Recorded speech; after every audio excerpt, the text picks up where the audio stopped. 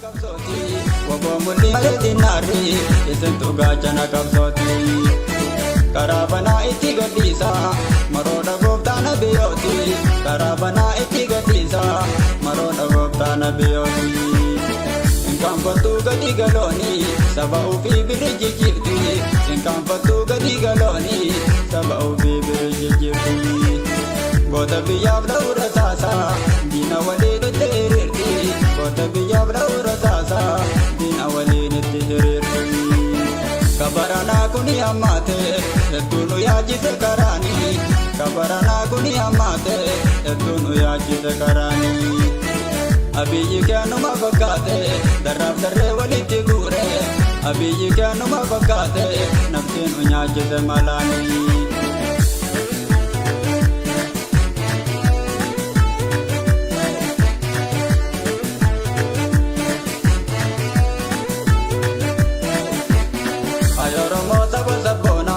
Sabadina berkahilane, ayo romo sabona, sabadina berkahilane.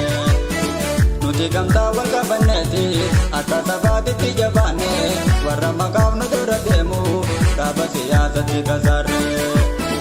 Ayo romo sabona, sabadina berkahilane, ayo romo sabona, sabadina berkahilane. Nuti kamta warga baneti, akka sabati tijabane. Warra garab jairu, tabas ya sati kasare.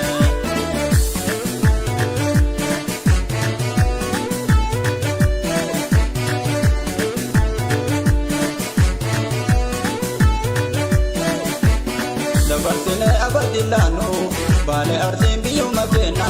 Dabar sine abadilanu, arar jawam biyu magena. Kabso gamtani tijabada, ingkung nazar na menya. Kabso gamtani tijabada, kalma gadad diwalgena. Dabar sine abadilanu, wala bujim biyu magena. Dabar sine abadilanu, yima ilum biyu magena. Kabso gamtani tijabada, ingkung nazar na menya.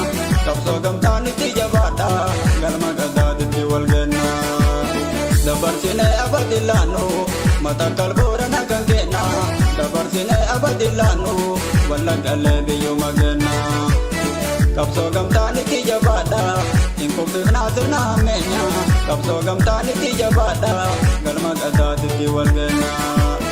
Dabar sine abadilanu, oromiyam biyu magena.